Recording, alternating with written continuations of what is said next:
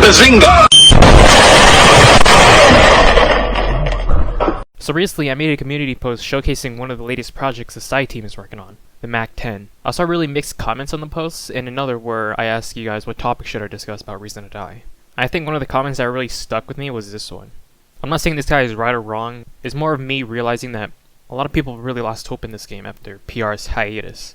I think it's been, like 2 months now since we last got a significant update from the game. The summer event was way worse when we had to wait the entire summer of 2019 to finally get it. So whoever this guy is, congrats, because this is a topic I'm going to be discussing for today's video. Is Reason to Die really gone? To put it really simply, no, it's not.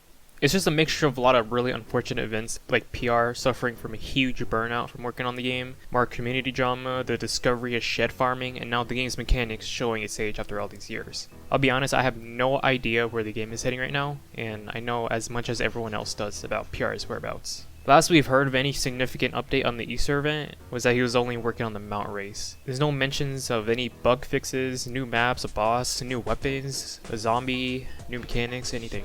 He's really burnt out on working on the game. I think now it's starting to take a huge toll on the actual game instead of just himself. Because the problem is how the game functions and how the mechanics work. Let's take shed farming for example. People recently discovered how flawed the zombie spawns are, which ironically was supposed to be part of the legitimate farming guide that I promised everyone I'd make. You block out all the spawns in the other maps, everyone huddles in a central area where the zombies should spawn, like the shed, or a bridge on this particular map. The zombies don't only spawn in this area because all the other nearby spawns are blocked, so they can't move or do anything because of the constant spawn killing. The solution was found for a multitude of reasons.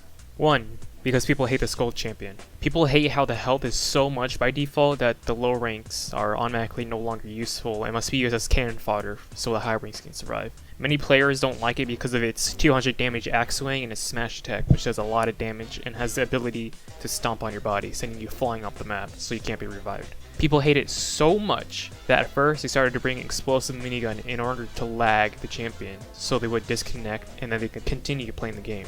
Other people just straight up kick them because of how annoying they are. I'll be honest with everyone, I hate them too. It's annoying when they spawn and then you focus fire on the champion and no one else is shooting at it, everyone else is just sitting there doing absolutely nothing. It's kind of a cycle where most of the survivors don't focus on the champion because they are too lazy or don't care about teamwork, where everyone suffers the consequences. Gets a game over and then doesn't come back because they can't be bothered to deal with the Skull Champion every time when they just want to farm. 2.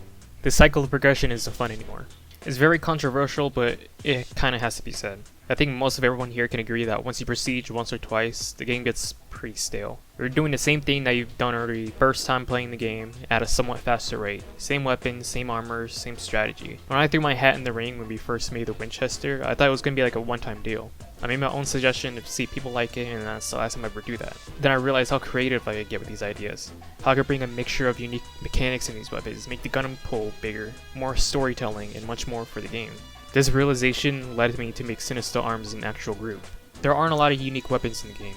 They never get used after they're released, and then they just become not as helpful in general gameplay. Then people go back to using P90 or M249 for farming. The game isn't too kind to low ranks either. There aren't really a lot of weapons to pick from when you first start the game. You only have 2 primaries you can choose, and they're not too hard to get, and it's not hard to rank up at these early stages. Later down the line though, there really aren't a lot of weapons you can pick from because all of a sudden all the guns cost too much and they're lacking usefulness. That's the main reason why I want all these weapons I've worked on, like the MP5, M1 Garand, Crowbar, M1911s, and other classified projects that we're working on so it can be in the game. They're intentionally low or mid rank, so players have more to choose from and it makes the game more fun because you aren't running around with the Wing Master until you get Dragunov, and then you're with Dragunov until you get Flamethrower, and so on, and you finally get the weapon you need to efficiently do shed farming, which leads me to my next point.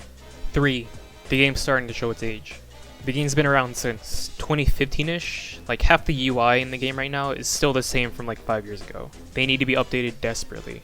I know it's not hard because of how simple and cool looking the current store UI looks. And if I remember correctly, PR even got nominated for the best UI or GUI for the Bloxies. The spawn system is also really outdated. I know in the past PR stated that he would definitely rework the spawning system, which would pave the way for mobs like Edgars and Stalkers to spawn further from survivors so they aren't spawn killed immediately after being purchased. Zombies by default will always spawn near survivors. When the game detects that you are being spawn killed, for example, it will redirect the zombies to spawn in another area. This is where disruptors come in. because disruptors can block a single zombie spawn, which means you can effectively have an entire survivor team to block all the zombie spawns, except one where you can farm all the zombies spawning in that single area. In this case, people have started using the spawn area tactic in 2 locations where the Skull Champion can never get out of because they're too big. Other zombies can't get out because their health is too low to make their way out.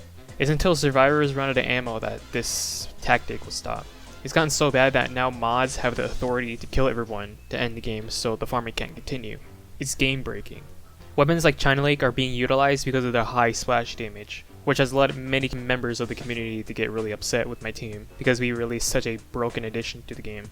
I'll say this first, in my opinion, there's no problem with the China Lake. Maybe only like a rank buff, but that's about it. When it first came out, everyone was happy. There was no problems, even in debug. Still though, in general gameplay it's a balanced weapon because of its low ammo capacity and because it's a projectile based weapon. If anything, I really hate the napalm grenade's damage output and how it mechanically works. I would definitely go back and rework that if PR gave me the chance. It's until now that it's unfortunately becoming the poster boy for these farming techniques. This should be #1 priority for PR to fix because I have no control over the game. And I can only make balancing ideas, yeah, but still it's entirely up to PR to add those because it's his game. It wasn't really my decision to keep the China Lake in PvP modes, or get a full reload at the ammo station.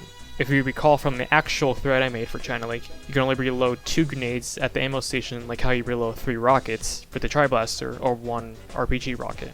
Hydra Lake was supposed to look like this, but it ended up looking like this. You get the idea of what I'm saying. Also, before I move on, I must say, don't harass members of my team for Christ's sake. There's people going after these members of the team that weren't really even hired until after the China Lake was made, or they did not make any sort of contributions toward the China Lake whatsoever. Just tell me, what is this? Someone made this because of a virtual grenade launcher. Like, come on. I'm gonna say it again, I don't really think Reason to Die is truly dead. Are you guys worried that I may ditch the game anytime soon? I'm not. I plan to stick around Reason to Die until the very end. The game really means a lot to me and I care for it as much as PR does. I hope. Even if the game dies tomorrow out of nowhere, I always have a plan B. If you guys like this video, let me know by subscribing and leaving a like on the video. It shows me that you guys are interested and I'll continue making more videos like these. If you want me to talk about a topic or give your opinion if Reason to Die is really dead, let me know in the comments. I want to see what you guys think on the matter. I want to see a discussion going. I'll see you guys in the next video.